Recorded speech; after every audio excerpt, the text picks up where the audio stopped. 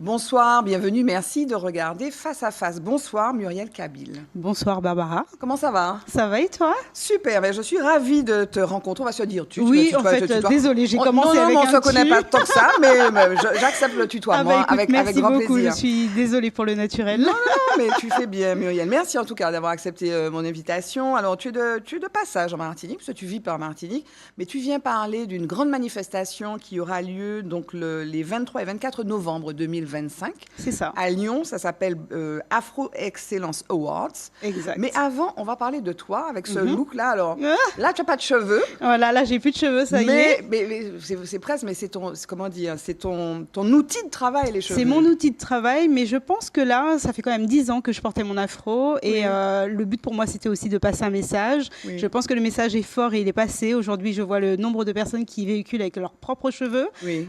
Et là, je laisse la place aux autres parce Oui. que c'était d'accompagner les gens avec ce cheveu naturel, l'afro, etc. Aujourd'hui, alors voilà, je me suis débarrassée de ma chevelure, mais du coup, je suis prête pour un nouveau combat. Et le nouveau combat, c'est celui-ci dont tu as parlé à l'instant, donc Afro Excellence Excellence Awards. Awards. Exactement. Mais on va parler de ça. Mais toi d'abord, parce que Oui. toi, tu viens du monde de la couture. Voilà, j'ai commencé et puis, avec ça. tu as dévié vers le monde de La la coiffure. coiffure. Donc, tu es quoi? Designer, couture? Alors, j'appelle ça designer hair Hair couture. couture. Voilà, donc j'ai grandi avec un frère artiste peintre, Oui. Kabil Luc, qui m'a accompagné, qui m'a beaucoup aidé, soutenu pour apprendre à voir dans les matières, à voir dans les formes, etc. Et au fur et à mesure, donc j'ai été guidée donc dans les deux secteurs. Donc, étant petite, j'étais déjà dedans. À 7 ans, je travaillais sur mes poupées, à leur faire des vêtements, à leur faire des coiffures. Tout a commencé vraiment là. Et quand j'ai eu l'option scolaire, la première école qui s'est offerte à moi, c'est la couture. Oui. Donc, je me suis spécialisée dans le cuir, donc justement pour la difficulté. Et très, très, très longtemps après, j'avais déjà 30 ans, j'ai été dans une école de coiffure. D'accord. Et j'ai passé donc mes diplômes. J'ai un brevet professionnel aujourd'hui et je suis spécialisée dans la coupe color, enfin tout ce qui est coiffure sur cheveux caucasien, parce que c'est ce qu'on apprend à l'école Oui. là-bas. Mais alors, on va dire, donc, tu es martiniquais, tes parents sont martiniquais, du Robert? Du Robert. Moi, je suis née au Robert. Mes parents, c'est plutôt mon père Saint-Esprit. Ma mère, c'est Verpré. Voilà, mes parents aujourd'hui sont à Rivière-Salée. Et là, je viens de passage et voir ma famille et vous voir aussi. Oui, mais hein. c'est gentil de faire le stop ici. Mais tu as grandi en France, en fait. Mais j'ai grandi là-bas, je suis arrivée à l'âge de 2 ans, donc Oui. c'est vrai que je n'ai pas vraiment connu la Martinique telle qu'elle, j'ai pas non plus, voilà, donc tous les codes. Et aujourd'hui, j'essaye de revenir aux sources pour apprendre qui je suis et puis pour savoir pourquoi je fais ce que je fais aussi. Mais alors, toi, en tant parce que tu avais un afro, moi j'ai vu des photos, sur Internet, tu avais un afro gros comme ça, et puis Oui. tu travailles effectivement avec des afros gros comme ça, mais petite fille à Saint-Try, vers Corbeil, tu es noire, Ah. tu avais des cheveux texturés, comme C'est on ça. dit, crépus, bon, Uh-huh. tu vis comment ça Très dans les mal. cours d'école? Très très mal parce que j'ai pas, on n'a pas grandi avec des parents qui nous ont protégés à ce niveau-là, qui nous ont donné les informations. On n'avait pas les codes. On est Ou arrivé. que vous assumiez avec fierté cette C'est chose-là. ça. Déjà une couleur de peau. Déjà la première chose ça a été la couleur de peau. Beaucoup de racisme. On a connu donc des élèves qui n'avaient jamais vu de noir. On est rentré. Enfin moi je suis rentrée dans une classe où le professeur lui-même était raciste. Donc j'allais au fond de la classe. Donc j'essayais de m'effacer constamment. Et c'est vrai que ça a été une période très difficile. Et je pense que tout ça a travaillé mon esprit et a fait celle que je suis aujourd'hui, qui mène ce combat d'accompagner en fait les gens à accepter leur couleur de peau et leur nature de cheveux. Et la couture, donc d'abord que tu as exercé, tu l'as exercé quoi? Tu avais ton propre atelier? Alors comment j'ai commencé? Quand je suis partie de l'école, j'ai obtenu mon diplôme. En fait, j'ai commencé à la maison, j'avais une machine à coudre et je me suis mise à coudre et j'ai fait mon tout premier défilé à la ville d'Evry dans le 91, voilà. Et puis bizarrement, bon, ça s'est pas si bien passé que ça, donc j'ai mis de côté tout ça. Beaucoup de personnes me sollicitaient pour faire les ourlets, des vêtements, etc. Donc c'était pour moi, c'est pas ce que je C'était le voulais. basique que tu voulais pas Ouais, faire. Tu exact. étais artiste. En fait. Ouais, je crois, mais je le savais pas encore. Je Oui. l'ai su très tard d'ailleurs. D'accord. Mais voilà. Et du coup, j'ai mis ça de côté. J'ai travaillé dans différents domaines. Et très longtemps après, c'est en revenant en fait dans le monde de la coiffure, parce que je continue à coiffer autour de moi. Et ça, j'aimais ça. Depuis petite, je coiffais mes copines, je me coiffais moi-même. Et du coup, en rentrant dans l'école de coiffure, c'est là que je suis rentrée dans le monde de la mode. Oui. En fait, j'ai combiné les deux. Mais ça, je ne le savais pas encore, en fait, que ça allait me déclencher ça. Mais alors, si tu veux, tu pourrais faire juste, donc tu es dans le monde de la mode, tu coiffes les gens, donc si tu veux, ça peut être artistique. D'ailleurs, on voit des fois des coupes dans des défilés, par exemple, des gens qui ont des coupes un peu improbables. Là, tu travailles le cheveu Alors, on va pas montrer une photo, donc on invite les gens à aller voir sur tes sites murielkabyle.com, Voilà. aller voir les photos, mais vraiment très impressionnant. Tu travailles le cheveu comme si c'était de la matière. Tu nous as dit que tu as travaillé en couture, tu as travaillé d'abord le cuir. C'est ça. Donc, mais c'est une texture particulière, le cheveu. Donc, Voilà. tu tresses, Exact. tu nattes, Voilà. tu tresses, tu fais des choses. Alors, je décris, tu fais des espèces d'habits qui Voilà. tombent comme des, comment dire, des vestes d'ailleurs, Voilà, parfois. des vestes, des robes, des jupes, des traînes. Oui, j'ai pas de limite en fait. Tu n'as aucune limite. J'ai aucune limite en fait. Pour moi, c'est une fibre comme une autre. En fait, si on l'additionne ensemble, donc en faisant du tressage ou du tissage, on peut l'assembler et en faire une matière et du coup construire un vêtement avec. Et voilà. Mais à quel moment tu t'es dit, tiens, ça, je fais ça? À quel moment tu as eu cette paire? Parce que j'ai vu, alors, en préparant l'émission, j'ai vu qu'il y avait des gens comme Charlie Lemendu, qui est un Français. Tout à fait, qui ça a été le premier. Sculptures capillaires. Oui. C'est assez bizarre. Oui, hein. alors, il y a des espèces de grosses bouches avec des cheveux blonds, c'est bizarre. Ouais, il a son univers, il est un peu plus trash que moi. Moi, je suis plus pour la valorisation de notre culture. Je pioche un peu entre l'Égypte, l'Afrique et puis je pense mes origines d'ici. Et moi, en fait, c'est vrai que la première pièce, je l'ai conçue tout bêtement. En fait, j'avais un buste à la maison et comme je suis liée à la couture, je déposais simplement des tresses pour réaliser une coiffure. Et en déposant les tresses, j'ai réalisé que je pouvais faire quelque chose et j'ai commencé à façonner sur un buste. Donc, ma toute première pièce. Donc, tu façonnes la pièce sur le corps. Sur le corps, tu exactement. C'est du moulage. C'est du moulage. Voilà, c'est du moulage, tout à fait. Donc, je suis en capacité de prendre un corps, une personne humaine, et de réaliser une pièce sur mesure. Donc voilà, et ça a commencé comme ça. Et lorsque j'ai réalisé cette pièce complète, je me suis dit, ok, maintenant il faut que je trouve la personne et le lieu pour.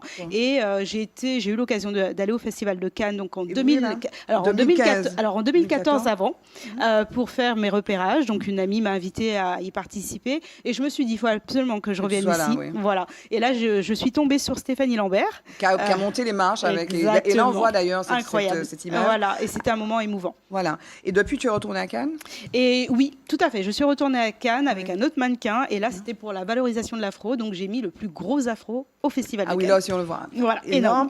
Et là, tu y vas cette année-là? Non, ça y est. Pour moi, j'ai fait mon devoir, et là, je laisse les autres y aller. J'ai fait ce que j'avais à faire. En revanche, je suis passée donc de ce défilé, donc une forme de médiatisation avec ces célébrités, et à vraiment l'expression artistique pure, puisque maintenant tu es dans des musées, tu as fait New York, tu me disais, Sri Lanka, tu as tourné un petit peu autour du monde. Alors New York, Sri Lanka et Milan, etc. Donc en fait là, c'était pour les Fashion Week. Donc au tout début, c'était les Fashion Week, et à Milan, on m'a appelé pour une exposition dans une galerie d'art, et de là, après, j'ai été amenée à aller dans d'autres expositions en galerie, et j'ai fini dans des musées tels que le musée de l'art décoratif, le musée du Louvre. J'ai été aussi exposée au musée du Quai Branly, donc en fait j'ai fait des musées quand même assez extraordinaires. D'accord. Venons-en maintenant à ce qu'on évoquait au début, donc 23 et 24 novembre 2025 au prochain Beauté Sélection à Lyon. Exact. Donc c'est Afro Excellence Awards. Qu'est-ce que c'est? Alors qu'est-ce que c'est? Alors c'est un événement qui va sortir du lot, qui va marquer en fait un temps, parce que Beauté Sélection a déjà 20 ans. Ça fait déjà 20 ans qu'ils englobent le monde de la beauté. Alors, à savoir que le monde de la beauté était essentiellement autour plutôt de la peau blanche, du type de cheveux caucasiens, et très peu de noirs étaient représentés dedans. Et là, pour le coup, ça va être un virage, donc ça va être quelque chose de complètement différent. Je leur ai proposé d'intégrer du coup le cheveu crépus, bouclé et frisé, et la beauté noire. Donc, ils ouvrent en fait tout un panel autour de ça. Donc, je vais accompagner les gens dans un concours, donc le concours Afro Excellence Awards, pour les coiffeurs et futurs coiffeurs. Alors, pas forcément diplômés, parce qu'on sait très bien qu'aujourd'hui, beaucoup n'ont pas forcément de diplôme, parce qu'ils ne se sentaient pas forcément légitimes dans les écoles, parce qu'on n'était pas forcément représentés. Donc, beaucoup sont autodidactes et ont des savoir-faire incroyables. Donc, j'ouvre la porte à tous ceux qui veulent exceller dans la coiffure, qu'elle soit coupe-coloration, qu'elle soit autour des locks, autour des tresses, autour des chignons, et autour de la coiffure aussi artistique. Alors, c'est le 23 et le 24. C'est le 23 et le 24. J'ai commis une erreur, c'est écrit 24 et 25 novembre. À l'écrit, c'est 23 et 24 novembre. 23 et 24 novembre. Mais donc, dans ce temps-là, parce que c'est pas tout de suite. C'est pas maintenant. Mais Donc tu fais un appel aux créatrices et aux créateurs. Exactement. Alors là, justement, je suis venue en Martinique pour faire comprendre que là, il faut y aller, il faut saisir l'occasion, parce que le concours, l'inscription a commencé maintenant. Sur murielkabyle.com, les gens peuvent s'inscrire déjà. Il y a une présélection pour choisir du coup les meilleures personnes performant autour de la coiffure. Et alors, donc, il y a 5 catégories. Tout à fait. Artistic cut and color, chignon cocktail. C'est quoi, ça. chignon cocktail? C'est les chignons de soirée, gala. Hein. C'est quoi? C'est des ouais, chignons les choses qu'on ne porte quoi, la que pour queue des de cheveux? belles... Non, des choses, enfin des chignons remontés. Je peux en faire un, moi? Alors, si on rajoute de la matière, oui, tout est possible. Hein. Ok. L'art Voilà. capillaire sculptural, c'est quoi? C'est ce que je fais moi. Ah oui, donc c'est d'accord. tout ce qui est poussé au niveau artistique. Ok. Voilà. Artistic creative braids.